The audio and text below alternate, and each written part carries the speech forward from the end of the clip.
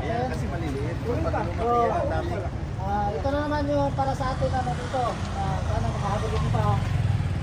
Mag-get together tayo. Pupunta tayo doon sa, ano yun? Saan? Norvela. Sa Princevela. Alam niyo yun, yung area na yun. Bisyake? Doon muna.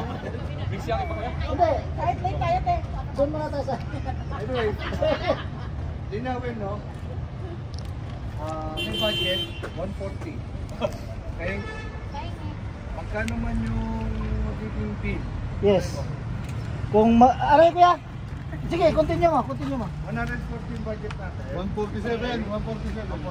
May ito eh. Okay, 147 daw.